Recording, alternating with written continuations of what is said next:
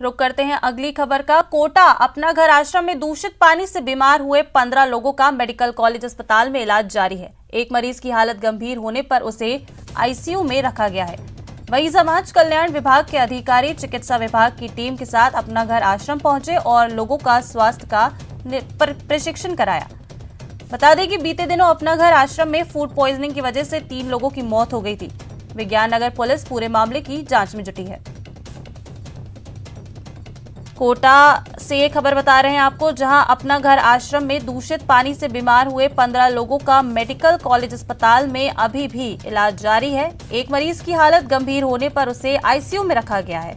वहीं समाज कल्याण विभाग के अधिकारी चिकित्सा विभाग की टीम के साथ अपना घर आश्रम पहुंच चुके हैं और लोगों के स्वास्थ्य का परीक्षण कराया गया।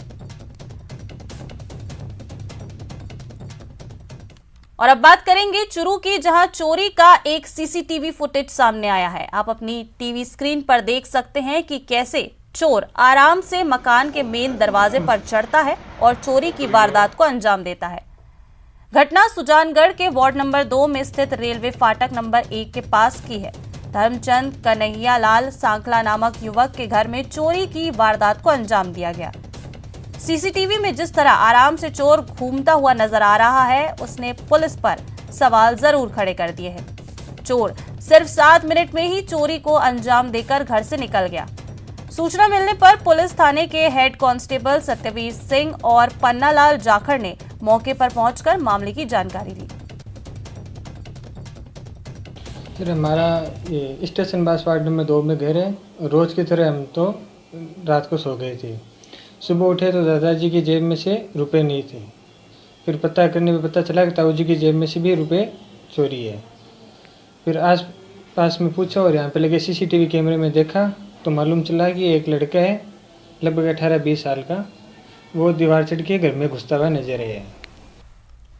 डूंगरपुर नगर परिषद बेरोजगार युवाओं का भविष्य सुधारने में लगी है। यहाँ नगर परिषद पिछले 4 साल से लाइब्रेरी का संचालन कर रही है। इस लाइब्रेरी में 6000 बुक्स उपलब्ध हैं, जिसके जरिए अपना ज्ञान बढ़ाने के साथ साथ प्रतियोगी परीक्षाओं की भी तैयारी स्टूडेंट करते हैं।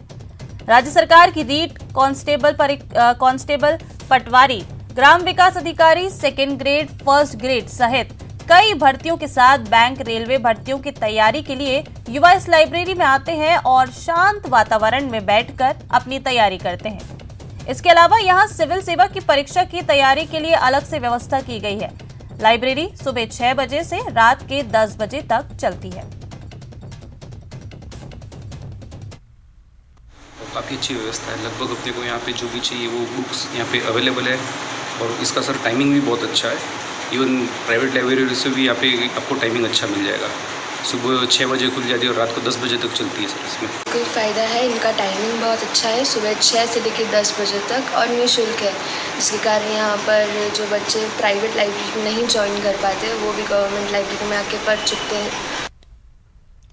क्या कांग्रेस में सब कुछ ठीक ठाक है या चुनाव के बाद में पार्टी में शामिल होने वाला समूह सियासी चाहत में प्रदेश नेतृत्व पर दबाव बना रहा है? दरअसल हम ऐसा इसलिए कह रहे हैं क्योंकि गहलोत सरकार में राज्य मंत्री राजेंद्र गुड़ा ने असंतोष दिखाते हुए एक तरह से प्रदेश नेतृत्व को चेतावनी दे डाली है। क्या है इसके पीछे की वजह और क्या है इसके मायने, देखिए इस रिपोर्ट में। लगभग सभी को ये लग रहा है कि पहले जो इनको जो उम्मीद थी, जो कमिटमेंट में थी, वो जिस किसी कारण से पूरे नहीं हो पाए तो उसके बाद में अविश्वास और बढ़ गया। कांग्रेस में प्रेशर पॉलिटिक्स। पिछली बार सबको टिकट भी हुए थे, 3 मंत्री बने थे, 3 संसदीय सचिव बने थे, वही बातें दिमाग में आपकी बार भी थी, लेकिन अब वो सारी चीजें नहीं हो पाई। ये है बीएसपी से कांग्रेस में आए राजेंद्र गुड़ा, जिन्हें भले ही गहलोत सरकार में राज्य मंत्री का दर्जा मिला, लेकिन गुड़ा समेत बीएसपी से आए 6 विधायकों की नाराजगी किसी न किसी रूप में कांग्रेस के प्रदेश नेतृत्व के खिलाफ दिखती रही है। राजेंद्र गुड़ा के साथ ही वाजिब अली और संदीप यादव पहले भी असंतोष दिखा चुके हैं, लेकिन इस बार गुड्ढा ने संकेतों में ही सही लेकिन कमिटमेंट पूरा न होने पर अलग राह पकड़ने की धमकी दे डाली है। कांग्रेस की टिकट को लेकर भी अब इन कॉन्फिडेंस से साथी विधायकों का कम हो रहा है। उसमें इन्होंने ये कहा था कि हम दिल्ली में आपकी बातचीत करा देंगे बड़े नेताओं से, हमारे ऑल इंडिया के अध्यक्ष सोनिया जी से, राहुल जी से। अभी तक वो बात भी नहीं हुई।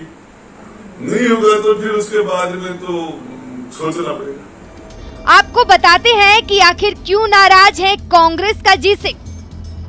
आरोप है कि गहलोत सरकार ने उनसे किया कमिटमेंट पूरा नहीं किया, तो सोनिया राहुल से मुलाकात कराने का वादा पूरा नहीं हुआ। मंत्रियों का व्यवहार भी नाराजगी का कारण हो सकता है। हालांकि प्रेशर पॉलिटिक्स भी हो सकता है, क्योंकि पिछली बार 3 बने थे मंत्री और 3 संसदीय सचिव। इस बार अब तक नहीं मिला कोई पद, वहीं इस बार टिकट भी नहीं मिलने की है आशंका। ये तो है कांग्रेस का अंदरूनी संकट, लेकिन इस बार बीजेपी भी कमेंट करने में पीछे नहीं रही। बीजेपी के प्रदेश अध्यक्ष सतीश पूनिया ने भी इस बहाने कांग्रेस पर निशाना साधा है। कांग्रेस पार्टी का इतिहास है कि 55 वर्षों में उसने केवल उनके साथ नहीं, देश की जनता के साथ भी कोई कमिटमेंट किया वो पूरा नहीं किया। इसलिए उनको पता नहीं क्या खुशबू आ रही थी उन लोगों में, क्योंकि न तो विचार के नाते उनके बयान अक्सर मैं सुनता हूँ, न व्यवहार के नाते कांग्रेस पार्टी राजनीतिक तौर पर भी और सामाजिक तौर पर किसी वर्ग का व्यक्ति का भला नहीं कर सकती। दरअसल 2018 के विधानसभा चुनाव में बीएसपी ने 6 सीट जीती थी। बाद में ये सभी विधायक कांग्रेस में शामिल हो गए। हालांकि इनके विलय का मुद्दा अभी भी कोर्ट में चल रहा है, लेकिन ये सभी विधायक गहलोत सरकार के लिए संकट मोचक की भूमिका में रहे हैं। अब जब विधानसभा के चुनाव आने वाले हैं, तो एक एक कर इनकी नाराजगी भी सामने आ रही है। Bureau report, news 18 network, Jaipur. अब आपको एक बड़ी खबर बताने जा रहे हैं। भरतपुर में शराब माफिया ने संत पर हमला किया। माफिया ने लाठी डंडों से हमला किया है। गंभीर हालत में संत का आरबीएम अस्पताल में इलाज जारी है। शराब की अवैध बिक्री का संत विरोध कर रहे थे। कार्रवाई नहीं होने पर संत ने दी थी आत्मदाह की चेतावनी। हलेना थाना क्षेत्र के गांव धरसोनी गांव का ये मामला है। बड़ी खबर आपको बता रहे हैं भरतपुर से, जहां शराब माफिया ने संत पर हमला कर दिया। शराब माफिया ने लाठी डंडों से संत पर हमला किया है। इस हमले से गंभीर हालत में संत को आरबीएम अस्पताल में इलाज के लिए भर्ती कराया गया। तो ज्यादा जानकारी के साथ हमारे सहयोगी दीपक पुरी हमारे साथ फोन लाइन पर जुड़ चुके हैं। दीपक, क्या कुछ मामला है ये?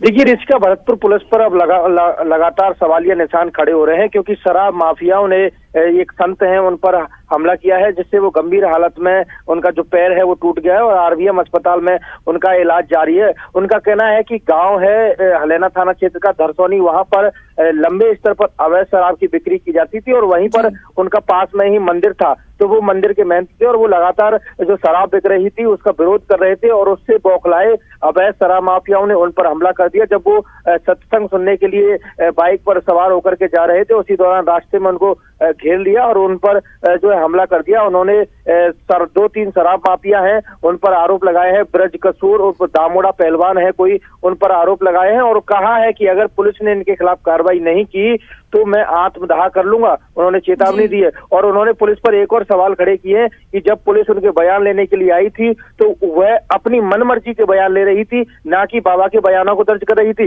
इसलिए बाबा ने बयान देने से भी मना कर दिया। बाबा ने कहा कि जो पुलिसकर्मी बयान लेने के लिए आया था वह माफियाओं से मिला हुआ है, इसलिए उन्होंने बयान देने से मना कर दिया। फिलहाल बाबा का गंभीर हालत में आरबीएम अस्पताल में इलाज जारी है, लेकिन कहीं ना कहीं ऐसी घटनाओं से पुलिस पर सवाल खड़े हो रहे हैं कि आखिर पुलिस ऐसे लोगों के खिलाफ क्यों नहीं कार्रवाई कर पा रही है, क्यों आखिर संतों की जो इस तरह की हालत हो रही है उसमें पुलिस जिम्मेदार बनी हुई है। इसको लेकर के लगातार चर्चा बनी हुई कि पुलिस ऐसे मामलों में कब कार्रवाई करेगी।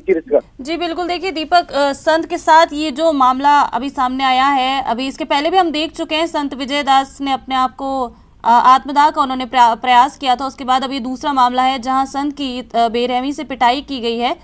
सवाल ये है कि क्योंकि जो संत हैं उन्होंने बताया भी है, पुलिस को इस बारे में जानकारी भी दी है कि किन लोगों ने उन पर हमला किया, उन पर आरोप भी लगाया है, तो अभी तक इस पर कोई एक्शन क्यों नहीं लिया गया?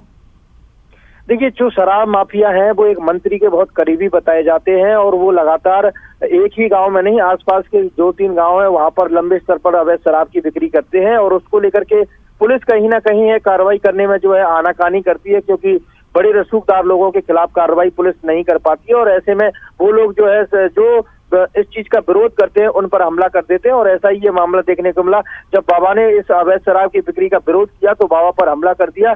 अब बाबा का कहना है कि मैं जो है मेरा इलाज अस्पताल में चल रहा है, लेकिन उन लोगों के खिलाफ कड़ी कार्रवाई होनी चाहिए। अगर पुलिस उनके खिलाफ कार्रवाई नहीं करती है तो इस चीज के लिए पुलिस जिम्मेदार होगी और मैं हाथ उठा कर लूंगा। अब देखना ये होगा कि पुलिस कितनी जल्दी कार्रवाई करती है और उन लोगों को कब तक गिरफ्तार करती है। हालांकि ऐसे मामलों में पुलिस जो है जांच का हवाला देती है कि जांच की जाएगी, लेकिन जांच क्या है, क्योंकि संत पर सीधे हमला किया है और उसका आरबीएम अस्पताल में इलाज है, लेकिन कहीं ना कहीं पुलिस जो है लीपापोती करके और जांच का हवाला देती है कि पूरे मामले की जांच की जाएगी। आखिर जांच पर जांच, लेकिन कोई भी जो शराब माफिया हो या हमलावर हो उन पर कभी भी पुलिस की तरफ से कोई आंच नहीं आती है, क्योंकि पुलिस इस पूरे मामले को जो है जांच में लपेट देती है कि जांच की जा रही है। जी जी, चलिए शुक्रिया दीपक आपका इस तमाम जानकारी के लिए।